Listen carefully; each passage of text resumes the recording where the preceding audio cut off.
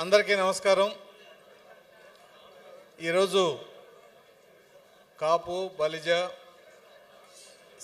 దీనికి సంబంధించిన ఉద్యోగుల జేఏసీ తరఫున ఒక రాజకీయ వేదిక చేసి ఈ కాపు కులానికి ఒక వన్నె తేవాలని, ఉద్యోగస్తుల్లో ఒక ధైర్యం నింపాలని చెప్పి పెట్టిన ఈ సమావేశానికి వచ్చిన కాపు పెద్దలకి, అలాగే ప్రభుత్వంలో ఉన్న మంత్రులకి, ఎమ్మెల్యేలకి అందరికి కూడా ముందుగా నా హృదయపూర్వక నమస్కారాలు.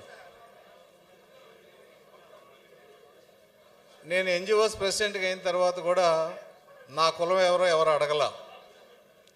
అయితే సమైక్య రాష్ట్ర ఉద్యమం చేసిన తర్వాత చాలామంది గూగుల్లో నా కులం ఏంటని వెరిఫై చేశారు.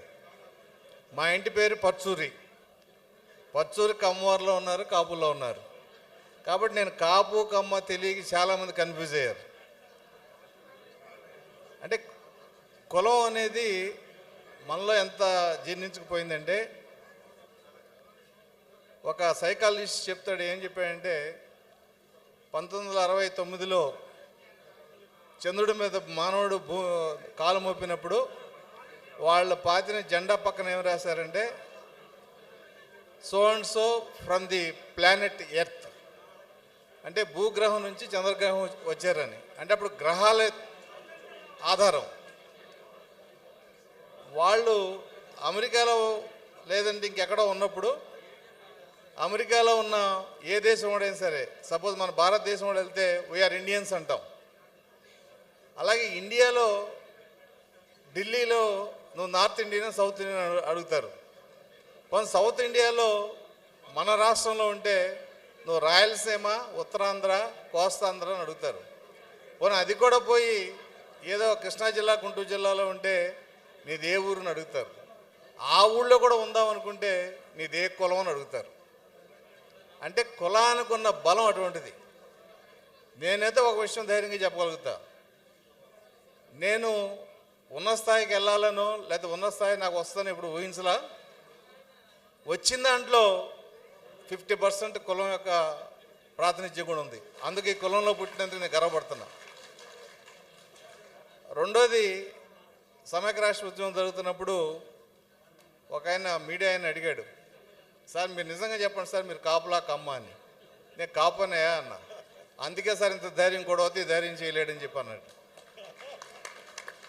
మీ నేటివ్ ప్లేస్ ఎక్కడండి అన్నాడు. అవునగడ్డి పక్కన బందలాచేరు ఉందా అని. అమ్మ ఆ ఊరండి బాబు, అన్ని మర్డర్లు చేస్తారు కదా అన్నాడు. అంటే కులానికి, ఓ ప్రాంతానికి ఉన్న ప్రాతినిధ్యం అనేది అప్పుడే నేను ఫస్ట్ టైం తెలుసు. ఎందుకంటే నేను ఎప్పుడు మన కుల సంఘాల మీటింగ్ని ఎప్పుడు అటెండ్ కాలా. ఎందుకంటే ఉద్యోగ సంఘాల నాయకుడిగా అన్ని కులాలను సమానంగా చూసుకోవాలని బాధిస్తుంది. ఇవాళ పొలిటికల్ దీంట్లో వచ్చాను కాబట్టి దీనికి కొంత మనం హెల్పింగ్ హ్యాండ్గా ఉండాలనే ఉద్దేశంతో నేను రావడం జరిగింది. అది ఎంప్లాయీస్, పెన్షనర్స్ ఉన్నారు కాబట్టి వీళ్ళకి కొంత మన ప్రభుత్వంలో ఉన్నాం, కొద్దిగా గొప్ప హెల్ప్ చేయగలిగే అవకాశం ఉంది. కాబట్టి ఈ కమ్యూనిటీ నిజంగా వెనకబడిన కమ్యూనిటీనే. ఆదివారం వస్తే పండగ చేసుకోవడం తప్ప ఎకనామికల్గా ఎలా డెవలప్ అవ్వాలనేది ఈ మన కులంలో ఆలోచించే వ్యవస్థ చాలా తక్కువ ఉంది. కాబట్టి ఆ దిశగా కమ్యూనిటీని కూడా కొంత ఇంప్రూవ్ చేయాల్సిన పరిస్థితి ఉంది. ఏదైనప్పటికీ కూడా నేను మీ అందరినీ రిక్వెస్ట్ చేసేది ఏంటంటే, కులానికి రాజకీయ అంటే పొలిటికల్ పవర్ అనేది అవసరమే. ఇది ఎలా ఉంటుందంటే, నాదెళ్ల సత్య, సింధు వీళ్ళందరూ ఛాంపియన్షిప్ వచ్చినప్పుడు వాళ్ళ కులం గురించి ఎత్తికారు. ఏ కులమైనా, నేను కాపు కులం గురించి చెప్పట్లా, ఒక వ్యక్తి ఉన్నత స్థాయికి వెళ్ళినప్పుడు ఆ వ్యక్తి కులం అతన్ని క్లెయిమ్ చేసుకుంటారు, ఇది మావాడు అని. అది ప్రతి కులానికి ఉన్న ఒక న్యాచురల్ క్యారెక్టర్, దాన్ని ఎవరు తప్పడతలేదు. కానీ ఆ వ్యక్తి ఆ స్థాయికి వెళ్ళడానికి కులం ఎంతవరకు ఉపయోగపడుతుంది అనేది చెక్ చేసుకోవాలి. మీరు కర్ణాటకలో లింగాయత్తులు కానీ, హర్యానాలో జాట్లు కానీ, కొన్ని కులాలు ఎంత బలంగా ఉంటాయంటే, ఇక్కడ ఎవడ గెలవాలో కులబద్ద చెప్తాడు. ఆ కంటెస్ట్ చేసే మనిషి కాదు. ఎందుకంటే ఆ కులం నిర్మాణం అంత బలంగా ఉంటుంది. మన కులం కూడా మన పర్సంటేజ్లు ఎక్కువ ఉన్నాం. నాకు తెలిసి రాధారంగ తర్వాత ఇవాళ పవన్ కళ్యాణ్ గారి ద్వారా ఈ కాపు కులానికి ఈ గుర్తింపు వచ్చింది. 2021లో లోకల్ బాడీస్ ఎలక్షన్ జరిగినప్పుడు ఆ రోజు మేమంతా పొలిటికల్ మీటింగ్ పెట్టినప్పుడు చంద్రబాబు నాయుడు గారు స్పష్టంగా అడిగాడు, మన జనసేనతో కలవాలా వద్దా అనేది మీరే చెప్పండి. ఈ కలవడం అనేది ఇక్కడితో ఆగదు, రేపు జనరల్ ఎలక్షన్ కూడా వెళ్ళాలి. జనరల్ ఎలక్షన్కి వెళ్ళాలంటే కొన్ని సీట్లు వాళ్ళకి ఇవ్వాలి. నానేమోనంటే కుదరదు. కాబట్టి ఇవాళ మీరు వేసే బీజం ఇది చెట్టు అయ్యి కాయలు కాసి పూలు వాస్తుంది, నాకు అందులో సందేహం లేదు. కానీ మీరు స్పష్టంగా రాజకీయంగా బెనిఫిట్ అనుకుంటే కలుద్దాం అని చెప్తే అందరు కలుద్దాం అన్నారు. అందుకే ఆ రోజు పంచాయతీ ఎలక్షన్స్లో జనసేనతో కలిపి మనం కంటెస్ట్ చేయడం జరిగింది. తర్వాత జనరల్ ఎలక్షన్ రావడం, ఆయన కూడా చాలా మ్యాగ్నానమస్గా సీట్ల విషయంలో ఇబ్బంది పెట్టకుండా నిజాయితీగా, నేను పవన్ కళ్యాణ్ గారిలో చూసిన మొదటి లక్షణం ఏంటంటే నిజాయితీ. ఆయన రాజమండ్రి జైల్లో బయట మాట్లాడిన మాటలు ఒక రాజకీయ నాయకుడి ప్రతివాడు కూడా వాటిని ఏదైనా ఒక్కసారన్నా నెలలో ఒకసారి చదువుకోవాలి. అంటే ఒక మాటలో నిజాయితీ, దాన్ని అమలు చేయడం ఎలా ఉండాలనే దాని మీద ఆయన చెప్పిన ఆ నిజాయితీ. ఆయన ఇప్పటికీ ఎలా ఉంటారంటే ఈ నామినేటెడ్ సీట్ల విషయంలో వస్తే అది మేము ముగ్గురు కూర్చొని మాట్లాడుకున్నాం తప్ప మీరెవరు మా మీద ఒత్తిడి తేవద్దని చెప్పాడు ఆయన. కాబట్టి అటువంటి కాంబినేషన్లో ఇవాళ రాష్ట్రం 164 సీట్లు వచ్చినాయి అంటే జగన్ మీద వ్యతిరేకత వేరు, మనం కలిసి పనిచేయటం వేరు.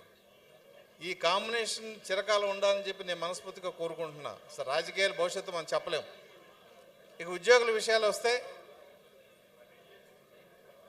లీడర్షిప్ అనేది కులాన్ని బట్టి రాదు. ఫలానా వాడు, నేను ఎన్జిఓస్ ప్రెసిడెంట్ అయినా చాలామంది కూడా కాపు సంఘాలను పిలిచి సన్మానిస్తున్నారు, కానీ నేను పోలా. ఎందుకంటే ఎన్జిఓ సంఘ ప్రెసిడెంట్గా I belong to all communities, not only Kapu or otherwise. కాబట్టి అది బ్యాలెన్స్ చేసుకుంటూ మన కమ్యూనిటీని ఎక్కడ నేను నెగ్లెక్ట్ చేయలేదు. అప్పుడు కూడా అయితే కమ్యూనిటీ మీటింగ్స్ అయితే వెళ్ళేవాడిని కాదు, కానీ కమ్యూనిటీ పరంగా మన కమ్యూనిటీ అనుకున్న జిల్లా ప్రెసిడెంట్ సెక్రటరీలని వాళ్ళకి అది నిబద్ధం పెట్టి ఖచ్చితంగా ప్రొటెక్ట్ చేసేవాళ్ళం. ఇప్పుడు కూడా నేను ఎంప్లాయీస్ రిక్వెస్ట్ చేసేది ఏంటంటే, ఒక కులం గట్టిపడాలంటే, ఒక కులం అభివృద్ధి చెందాలంటే మనం ఒకరిని అమెరికా పంపిస్తే కులం అభివృద్ధి చెందదు. Reciprocal system.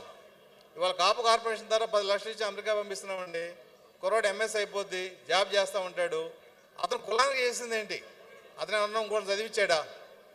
అలా చేస్తేనే కులం డెవలప్ అవుతుంది తప్ప మనం 10 మందికి లోన్లు ఇప్పించాము లేదంటే 10 మందికి ఇచ్చేసామంటే కులాలు డెవలప్ కావు. మీరు కర్ణాటకలో లింగాయత్ హిస్టరీ తీసుకోండి, ఇంకా కొన్ని రాష్ట్రాల్లో కొన్ని కులాలు హిస్టరీ తీసుకోండి. వాళ్ళు 25-30 సంవత్సరాలు కష్టపడితేనే కులాలు స్టెబిలైజ్ అయినాయి. కుల సంఘాలు కూడా గట్టిపడాలంటే కొంతమంది నాయకత్వం వహిస్తే ఆ నాయకత్వం పూర్తి జీవితకాలం కష్టపడితే తప్ప కుల సంఘాలు ఒక స్టేజ్కి రావు. ఇది వాస్తవం. నాకు ఈయనతో నచ్చలేదని చెప్పి నేను సంఘం పెట్టుకుని ఆయనతో నచ్చలేని వేరే సంఘం పెట్టుకుంటే కులం ఎప్పుడు డెవలప్ కాదు. కాబట్టి ఆ యూనిటీ అనేది లేనప్పుడు 100 ఏళ్ళు ఉన్నా కూడా కులాలు ముందుకు రాలేవు. ఇది బట్టి వాస్తవం. నేను అటు సమైక్య రాష్ట్ర ఉద్యమంలో కానీ ఎన్జిఓ ప్రెసిడెంట్ కానీ ఇప్పుడు పొలిటికల్గా నేను తెలుగుదేశంలో ఉండి నేను గమనించిన వాస్తవం అయితే ఇది.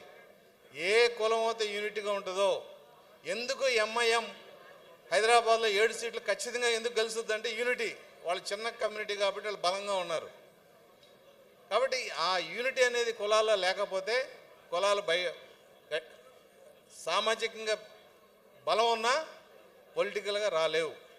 రెండోది, కులాలకి ఎవరైతే కులం ద్వారా బెనిఫిట్ పొందారో వాళ్ళు మళ్ళీ తిరిగి కులానికి ఏదైనా ఇచ్చే ఏర్పాటు చేయకపోతే ఇది ఎక్కడో ఒకసారి ఆగిపోద్ది. అంటే ఈ 2 అంశాలని మరి పెద్దలు, ఎందుకంటే నేను ఎప్పుడు కుల సంఘాల్లో నేను ఎప్పుడు లేను, ఇప్పుడు ఉండాలని కూడా నేను అనుకోవట్లా. ఎందుకంటే దీని గురించి జీవితాలు కోల్పోయిన వాళ్ళు చాలామంది ఉన్నారు.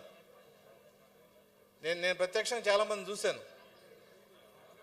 కాబట్టి అలా ఇబ్బంది పడకుండా పెద్దలు, దీన్ని నిస్వార్థంగా చేయగలిగిన వాళ్ళు, రాజకీయంగా అనుసంధానం చేయగలిగిన వాళ్ళు మరి ఇటువంటి జేఏసీలని ముందుకు నడిపిస్తే దానికి కావాల్సిన సహాయ సహకారాలు ఏం కావాలన్నా కూడా నేను పదవిలో ఉన్నా లేకపోయినా మీకు అందించగలుగుతానని చెప్పి మీకు మాటిస్తూ ఈరోజు దీన్ని పిలిచి కాపు బలిజ ఉద్యోగులు పెన్షనర్స్కి ఏదైనా సమస్యలు ఉంటే ఖచ్చితంగా you can come to me.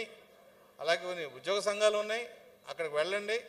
అక్కడ కాని పక్షంలో పొలిటికల్గా మీకు ఏదైనా హెల్ప్ కావాలంటే, అంటే నాకు ట్రాన్స్ఫర్ కావాలంటే, నాకు ఫోకల్ సీట్ కావాలంటే నేనైతే సపోర్ట్ చేయను. కానీ మీ న్యాయమైన డిమాండ్లు ఏదైనా ఉండి ప్రభుత్వంలో మీకు కాకపోతే ఖచ్చితంగా నా దగ్గర ఉండి I'm ready to help you at any time.